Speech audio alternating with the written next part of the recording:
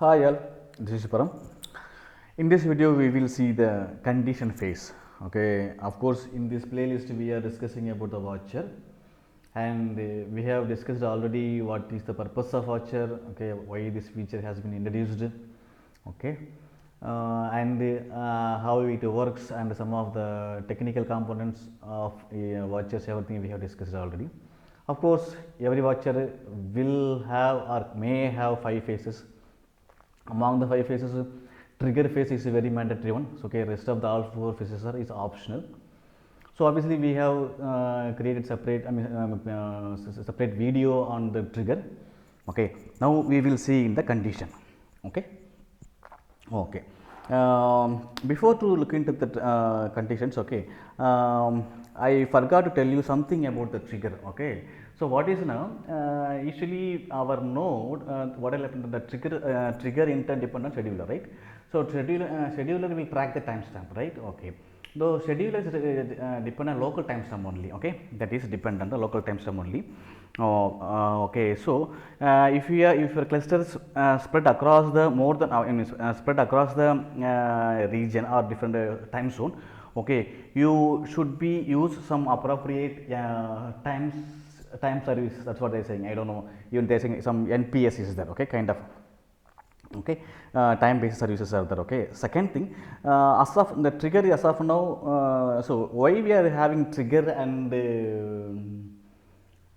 schedule is separate. Sorry. Okay, why we are having trigger and schedule separate means, okay, so the reason is simple. The aim of this Elasticsearch what is right now we are dependent on only time based scheduling, right? Okay, so in down the line and down the line they may introduce some other features. Based on that also you can trigger the your watcher.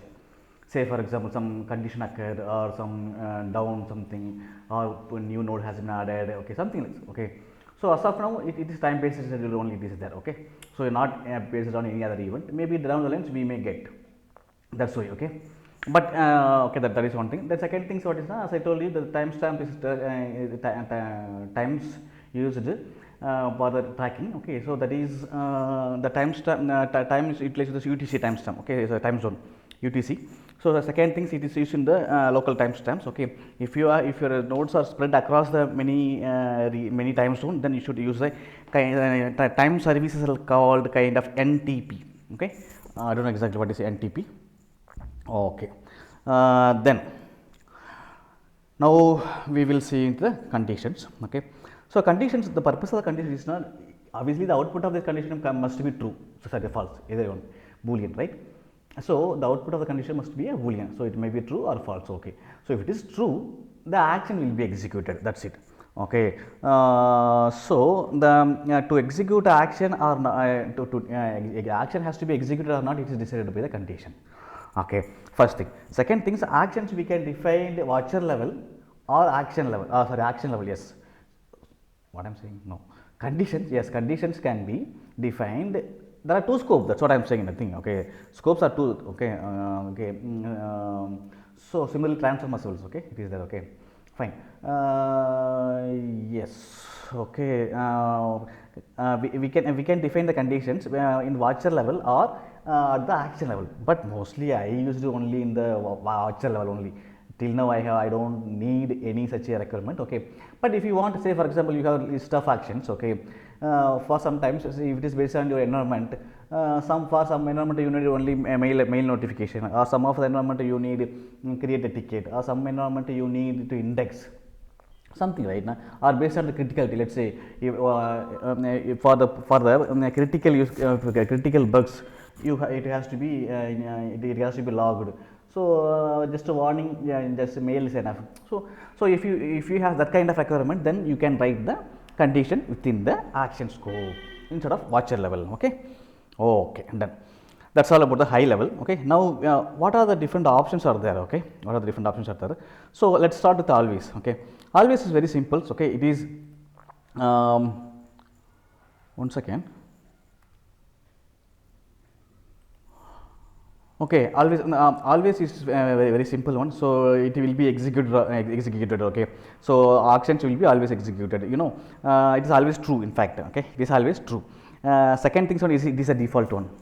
Okay, it is a default. If you are not putting any conditions, the watcher will assume like they have always conditions. Okay, that is what. Okay, if you want to explicitly declare, you can declare. This is how. Okay, let me open my trigger, right? No condition always. Yeah.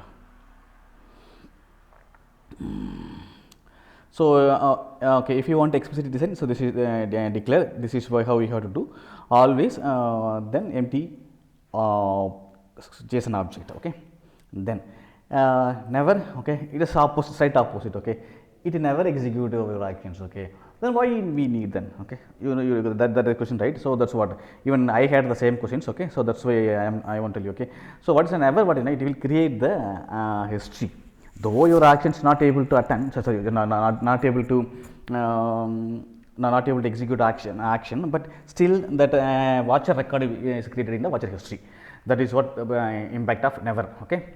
Now let's go to the compare. Okay, compare. So it is normal. Okay, so compare has almost these 6 notations there. Okay, equal, not equal, greater than or equal to, less than or equal to. Okay, we used most of them compare. Okay, we used most of them compare. Okay, some of times we have used script. Okay, now.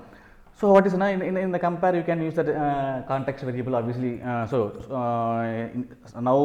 okay, now we have seen these two. Okay, these even never also just empty object. I want to show you. Okay, never also is kind of empty object. That's it. If you want to declare explicitly, okay, obviously if you want, you have to declare explicitly. There is no default options. There is no default assumptions. Okay, okay. Now compare. Okay, compare has compare first thing, compare can access all the variable in the context. Okay, of course most of the times we will be accessing payload. Okay, payload. Okay, so we will access that access the payload through the context object. Okay, and that is available in the compare. Okay, and we will compare either static value, again it can maybe another context field. Okay, it can be any another context field. So these are the examples I have tried. Okay, what is that? It is very normal. Okay, so see I am comparing one variable from the context. Okay, and one is hardcode values. Okay, greater than I have. But if you want other stuff also, you can do. Let me go to the document. Okay,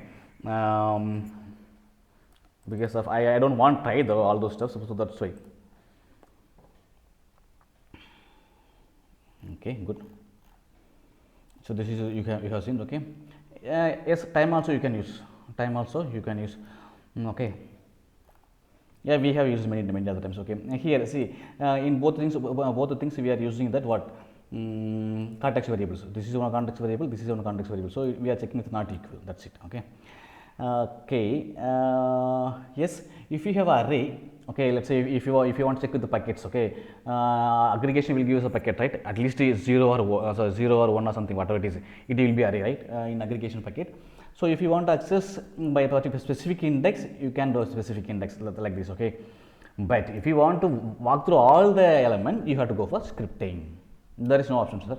If you, let me repeat, if you want to walk through, let's say you have a list of element in your payload, then you want to iterate all the stuff, then you have to go for what? Script. But there is a array comparison. I'll tell you. Okay, if it is very simple one, that is well and good. Okay, some kind of complex one. If the simple ones, you can use the array compare. We will see next. We will next see the next. Okay, but if you mostly we will have complex one requirement only. So obviously we can achieve using the array compare. So obviously we will default to the script. Okay, fine. But what I want to tell you one thing now. So here that is fine. This is okay. Somewhere data type I have seen. Okay, so what is the things? What? Okay. In the script or something. Okay, I will explain. So what is now? See, whatever the variable we are accessing, right? Say let's say we are accessing from the response, right? We are accessing from the response. Yeah, in the script. Okay, the script I will tell you. Okay, fine. That's all about the compare. Okay, so you can use your context variable in both side, as both operand or one operand or one maybe hard code something. Okay, whatever. But most of the times we, because of, see, most of the times we will say like 80% or 90% or above 10 seconds, something like that. Okay, so obviously one operand will be hard coded value, other operand will be from the context. But still, if you want, you can use both operand from the context. That is what compare, right? Okay, so always never compare. It's minimal one. Now array compare. What is array compare means? Okay, you have array of values. Okay, okay, you have array of values. Okay, you have array of values. Okay, now you want to do check with any one of the element or all of the element. Okay, having some value or not. You cannot read the values. Okay. What I'm see in my use cases, what I have to read the value from each element of array, okay, each element of list, okay. But if your case not, you just want to check the array content, okay, you are just want to check the content, okay, then you can use the for array, okay, array compare instead of, so that means you can read only, okay, you can read only. I will tell you here. So it's array compare, okay. So one operand is going to be a context variables, okay, of course, that's fine. Then this is array, okay, you know, this is aggregation, right? This is array. Then there will be a dog count for each element, right? So there will be list of object, okay. There will be list of object. Each object will have the actual documentation count and name. I mean key will be there. If it is a normal term, let's say this term aggregation, what will be? Term aggregation will have the key and the dog count, right? Okay. So we want to check the dog count. Okay. So now from each element, if you want to access the nested element, then this is the variable path. Okay. Then we will use the operator. Then we will be using the operator. So operator will have the value. Okay, using the values. Okay, if it is greater than any one of the element having greater than one value, greater than 25, just true. That's it. Any one of the value having the dog count is greater than or equal to true, then it will return the true. Okay. Okay. Similarly, you can use greater than or less than equal to whatever you want. You can use the operator. Okay. All the 6 comparison operators are passed here. Allowed here. Equal, not equal, greater, equal to, less than, equal to. All of those 6 operators are allowed here. Okay. So this is a value. Okay. Now, if you want I want to check all the element or some of the element, there are 2 options. That features available here. Okay. If you want to check some, this is a keyword. Okay. You can use the quantifier. Using the quantifier, again this operator here will be here. Okay. You can use the quantifier. Okay, if by default it is treated as sum. So if any one of the sum of the elements of document count is greater than or equal to 25, it will return true. Okay. But if you want to, like, instead of sum, you want to get all the value, then you should declare all. Okay. That's all. So how you can declare using the quantifier. Okay. Okay. So let me go to my document, sorry, online document. Let's, if I see if I missed anything. Okay. Array compare. Okay. Yeah, what is okay, since we are using dot notation, right? If the field name itself having dot means it will not work. If the field name itself having dot notation, dot in as one of the character, then it will not work. Okay, but 99% we will not have. Okay, it's a JSON, right? It's meaningless. Then we have to change in the source itself. Okay, why your field having the dot as one of the character? Okay, field name should not have dot. Okay, obviously it is a JSON, so it has to be changed in the logstash itself or by some ingest pipeline something, or client side itself or source itself you have to change.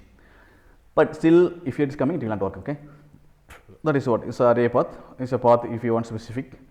If you want to opt, so this we have the normal values. Okay. Okay.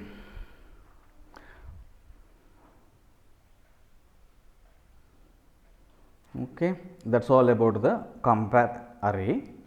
So in the compare array, what is now? So we are just reading the value. No, not even reading. We are checking. Okay, we are checking. We are comparing. That's why array compare. Okay, okay. That's why this word compare. Okay, we are just comparing. For the comparing means you can use. But I have not seen such use case. But till now, all of my use cases, I have to read the value from the array. Okay, I have to walk through all the element. I have to read collect the element, collect the values. That was my requirement. So obviously in that case we have to go for scripting. Okay, the last option and a very good option in fact. Okay, so these are the built-in options are there. Okay, compare, array compare, never, always. These are the 4 things are there. If any one of the things are satisfying your use case, then well and good, you can stick to that. But if none of the things are not supported, then we will go for the scripting. As he told, right, scripting till now I have is only painless, but they are saying like they are supporting JavaScript as well, but till now I have not tried. Okay, sorry. Okay, then second things, by default it is painless. If you are not declared anything, by default it is painless. Okay, so script can be either inline or stored, but most of the real production use case we will be using stored procedure only, so stored script only. So obviously we will give the ID in the condition. So what is params? If you want to possibly we will use the param. I will show the demo as well. Okay. What is the benefit now? As I have told it many times. Okay. Okay. So it is if you need any changes, you are going to change only one place, and it will be used all the reference. Yeah, I mean, in addition to that, the important thing is what is now compilation. Okay, so it no need to compile every time. So, okay, so it's compiled one time and compile this code put into the Elasticsearch. So, okay, so what is it compile only one time, so it will be pretty fast. Otherwise, in every watch it at least watch the creation times it has to compile, right? Right. Oh, okay. So always prefer to the store for the production at least. Okay, let me put here like this. Now the important thing is, okay, because of, we struggled a lot. Okay, we struggled a lot by this behavior. The data type of response field is not same as the mapping. Okay, so what they are saying is, let's say you are having one role ID. Okay, role ID by let's say it will be long. Okay, in your mapping. Okay, even in a document it can be mapping. Once in the response, it no need to be. Even in the script, it no need to be. Okay, it will be a string. It will be a string. Let it be a number, character, keyword, or in fact text, whatever it is. Okay. So even timestamp, especially. Okay, even timestamps. Okay.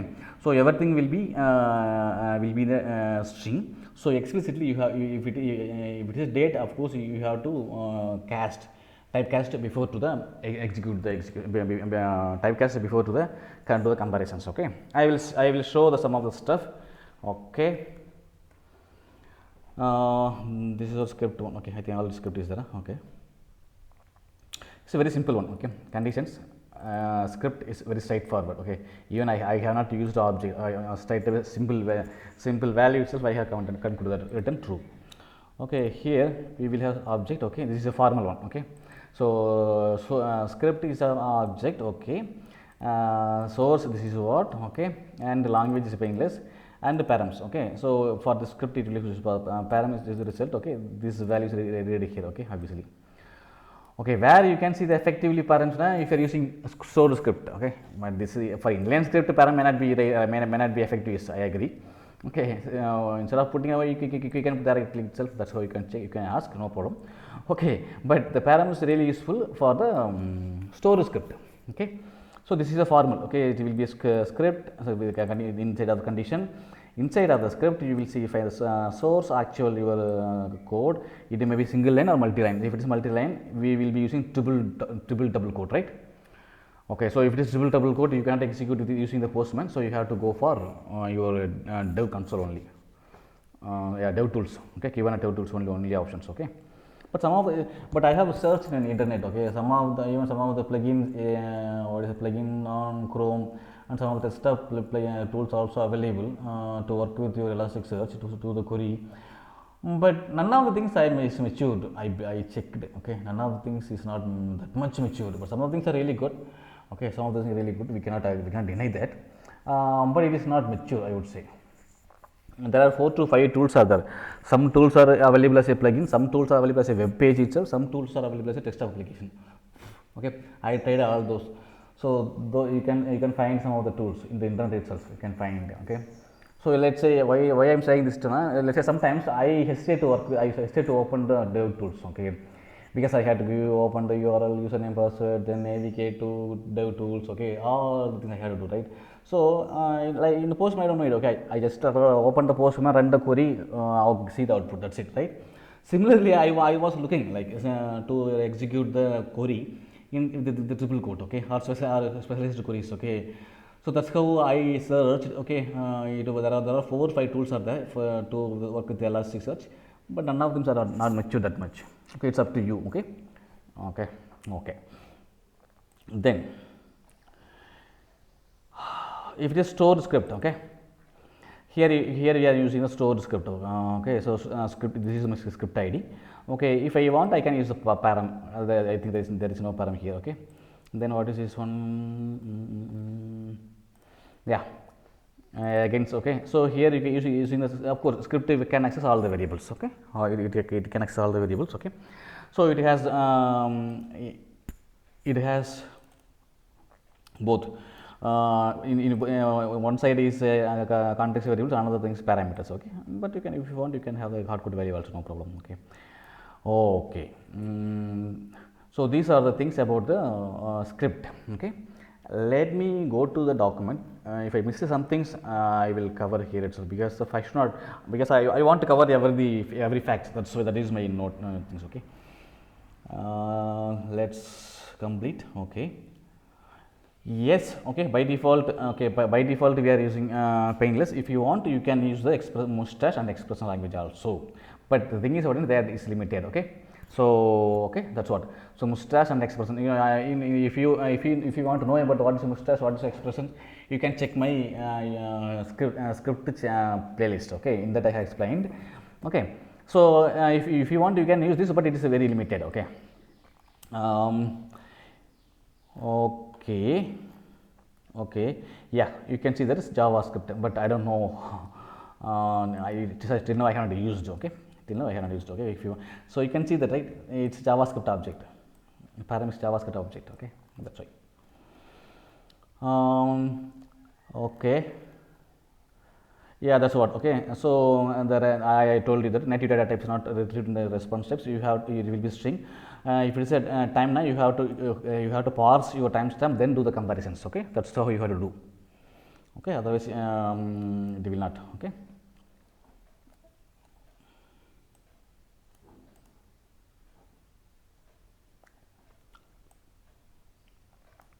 Pseudo time zone.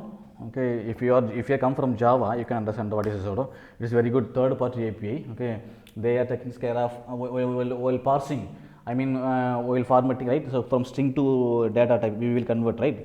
So that times they will take care of leap year and 30, 31 and 28, all the stuff they will take care of that. Then one more benefit also it is there, I forgot, but okay.